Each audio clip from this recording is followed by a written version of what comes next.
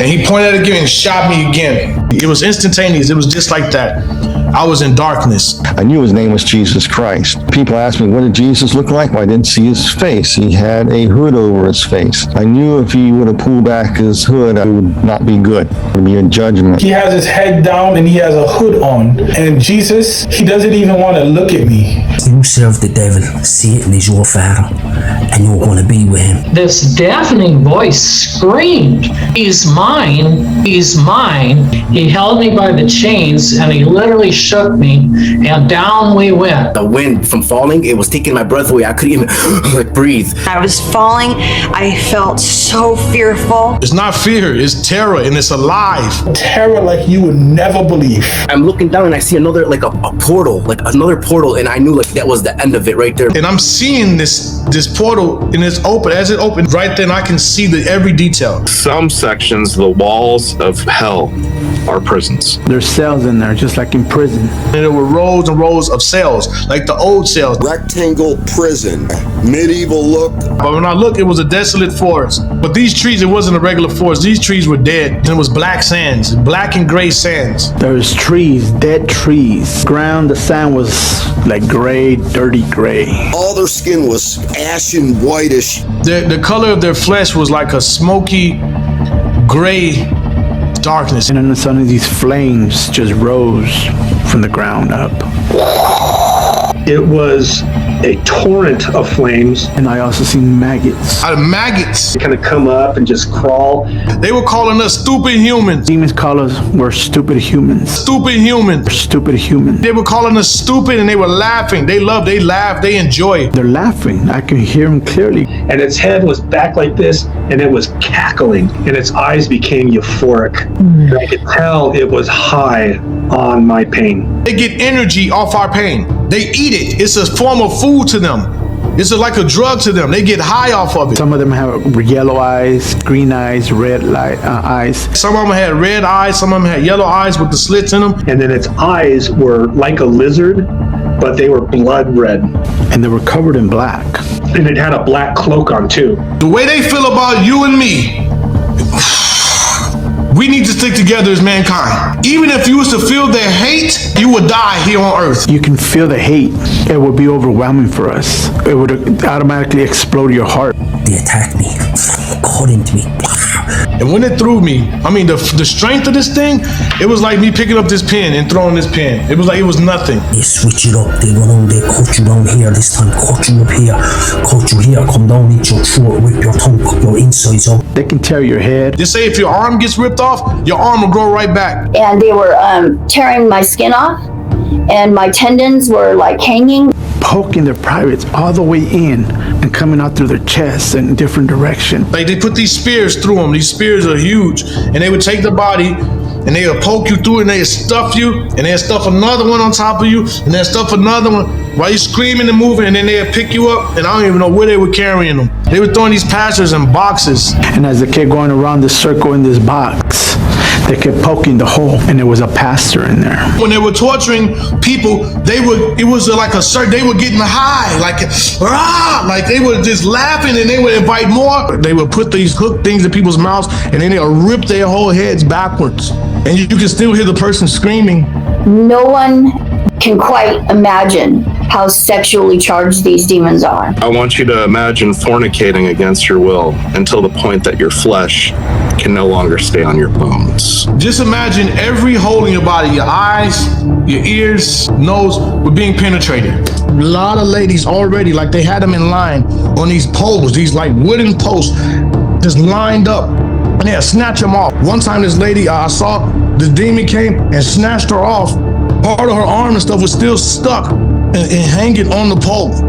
And what they were doing to her, it is so grotesque. They were all her at the same time, okay? And they were ripping her apart. Once you go through the gates of hell, it's over.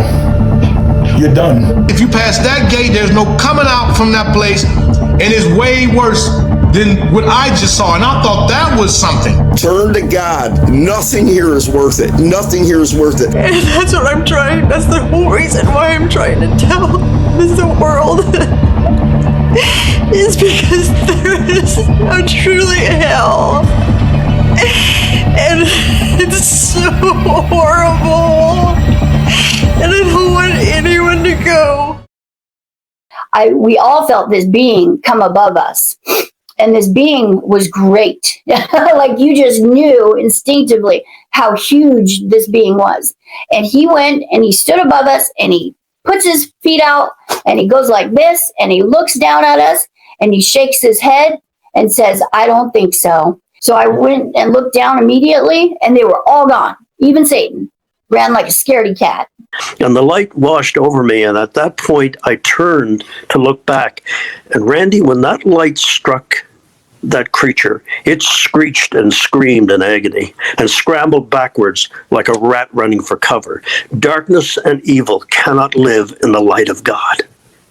And they went and flew me up through the sky and through the universe. So I got to see all the planets. I got to fly past the sun. To give you an idea of the speed, I could feel the stars streaming by, see the stars streaming by.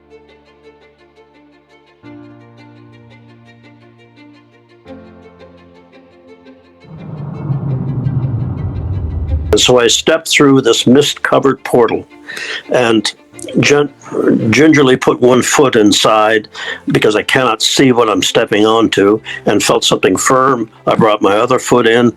I look down, the mist starts to clear, and I'm stunned because I'm looking at the most perfect green grass I've ever seen. Each blade beautiful in its symmetry and its evenness. And then I could start to see more in front of me and around of me. And I realized I was standing on top of a large grassy hilltop. Absolutely beautiful. Every single blade of grass was perfect and pristine, and not just alive biologically, but alive. And flowers here and there and all over the place that you would never see here on Earth. And then the mist clears in front of me. I look up, and to my right, there's this beautiful mist lifting off this field, and the field is covered in flowers of so many colors, and colors that I have no name for. Everything was perfectly alive. It was so amazing. And what really threw me for a loop was watching the blades of grass and the flowers swaying like this. And I knew it was not the wind. They were praising God. If you were to hear this music of heaven here on earth, I'm telling you now, you would collapse to your knees. Everything is alive, and everything is alive. Everything. The trees are alive, the grass is alive, the water is alive, the water is just sparkling like diamonds. I could see this garden with the flowers, and the flowers are doing this. Everything is alive, and they're waving like this. They're huge flowers. They look like big sunflowers, but they were different colors, and they were waving like this. Heaven is the complete opposite of hell. Incredible purity, incredible harmony, incredible beauty, incredible pure love, light streaming through everything. You can breathe, you're not choking. And you hear this incredible music going through everything. My feet go off the floor, and then I circle heaven's gates 4 times. I ran so fast that it was like the speed of light. So you had like tracers that follow you because you're running so fast. I developed 360-degree omnivision, I call it. And there were 3 of the most magnificent horses coming toward me. And as they trotted across the grass lit up with light from their hooves. And they looked at me with such love in their eyes. And I reached forward to stroke the neck of the lead horse. And my hand sank right into the body of this being of light. And when I pulled it back, Randy, the light of the horse's body stuck to my hand till I got it 10 to 12 inches beyond, and then it came back into the horse's body. I saw our pets. I saw every animal that we ever loved. I looked up. I was a university building. And I was stunned. I was like, what are universities doing up in heaven? I thought it was clouds and maybe mansions. What's this university? He, without missing a beat, he just said, that's your university. My mouth fell open. I said, mine? You can't hold a straight face and compose yourself and boy, isn't this wonderful? You know, you are just leaping for joy and praising God with all that you have in you. And I could go up to anyone I wanted, just grab them by the hands, and you just spin in circles, and you would just laugh together and rejoice together. It didn't matter who. I remember sitting there and looking around and just going, how can it be? How can it be that I'm here? I just couldn't believe it. He said, it's because of the blood. That's all he said. But he reaches down with his huge hand and points at my face and goes, and make no mistake, Camille, I know everyone's heart. And he got up from his throne and God himself came and walked with me. Okay. And I couldn't believe that. And to this day, that is my absolute hands down favorite part of going to heaven. And, you know, he just expressed to me that he knew every tear I cried. And then suddenly off to my right, I start to see the crowd parting in the middle. And I'm watching people like this in excitement, and they're looking and they're kind of whispering to each other, and they just have the biggest smiles. And I realized I hadn't seen my guardian for a while. But when I looked, he was bent over, almost in a kneeling position, and was holding up a book. And facing him was a more magnificent figure than even the angels. Clearly, he was reading what the guardian was holding up. And I took note of the book that the guardian had taken out of his sleeve. And it was as thin as a cheap roadside diner menu. And suddenly the awareness came over me that what the guardian was holding was the book of my life. All I had to show for a life that I thought was the epitome of success was this tiny, tiny book. Thin.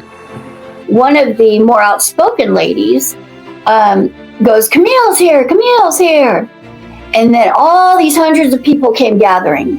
And I remember the first thing I thought was, how could I have affected that? No way I affected that many people on earth. I just thought, there's no way, because it was hundreds of people. And then at the very back of the line, I'll never forget it. It's so special to me. And I always cry on this part, but I had a miscarriage in 2010. I just remember being so brokenhearted. And then so he's crawling at the back, and I just said, who's that? And God said, that's your son. So anyway, I'm watching, and this figure is leaning forward, clearly intent on the little bit that's written in there. And then this magnificent figure turned toward me.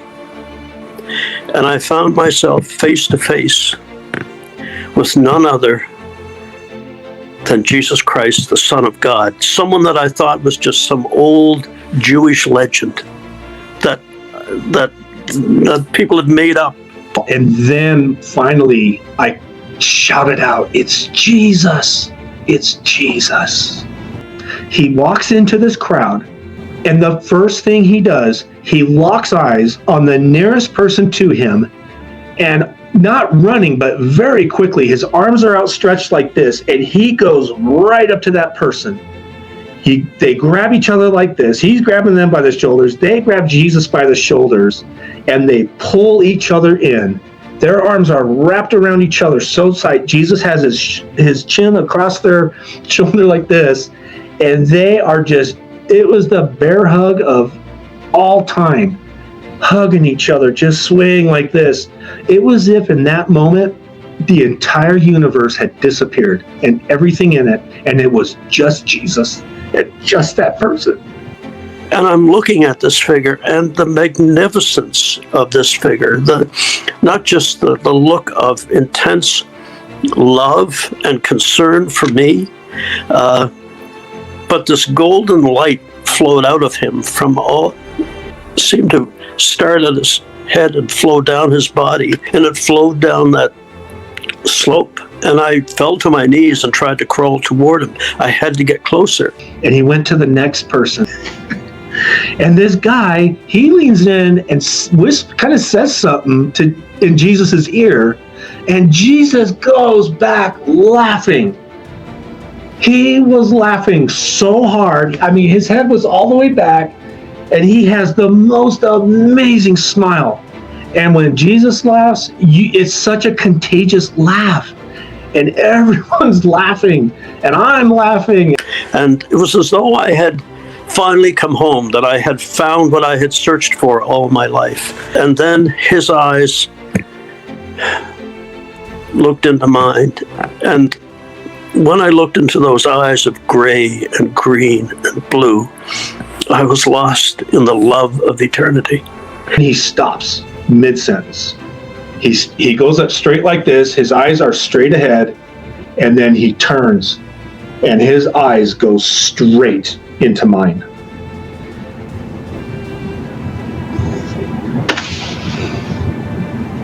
I was not ready for that. And when his eyes locked into mine, immediately I knew he saw the furthest depths and the totality of my existence. His body, so he turned like this, so then his body lines up with his head, and he starts going straight for me through the crowd. There's people in the crowd, and then the hill going up to where I'm standing. And he's making his way through the crowd, and his eyes never left their fixation on me. Ever, not for a split second. He was just moving people like this and just focused on me, coming towards me, and I stumbled backwards. In that moment, I freaked out, and I turned and I ran as hard as I could in the opposite direction.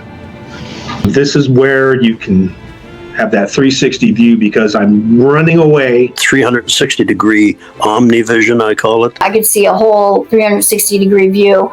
But in the spirit, I could see behind me. And I could see Jesus even with such urgency. Of course, he's polite. He's a gentleman. But he's, getting people out of his way, and people are stepping aside, and he's getting them out of the way. And now he's starting to run. And he's running up that hill. And I'm running as hard as I can. But I can hear him getting closer and closer. And I'm thinking, wow, he runs fast. And so I stopped running. I just closed my eyes. I felt him put his arms around me like this, and he pulled me into his chest as hard and as tight as he could. And he rested his chin. I could feel his beard on my cheek. I've never felt love like that ever. It was as though when my eyes met his, it was as though I was the only one in creation, the only one he had ever created. He knew me that intimately and loved me that deeply. When he held me, I knew that there was besides all this healing and love and all that he really, really liked me a lot. Matter of fact, I'm his favorite person in the whole universe.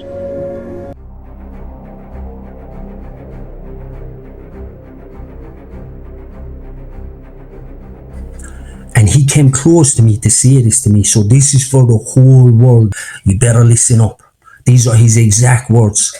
He said, people don't think I'm real, but I'm coming back soon. And when he said soon, boom, I was in space, and I was looking down at planet Earth. I was looking at the world, and I see lights, thousands and hundreds of thousands, whatever, shooting up out of the earth like that.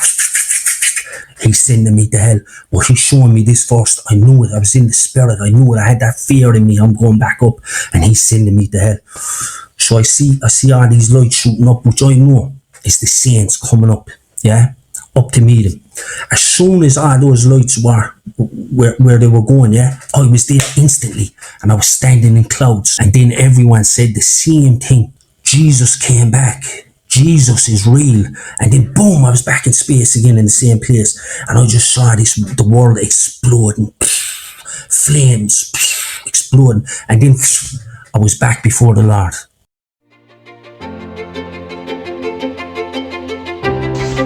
See, I set before you today life and prosperity,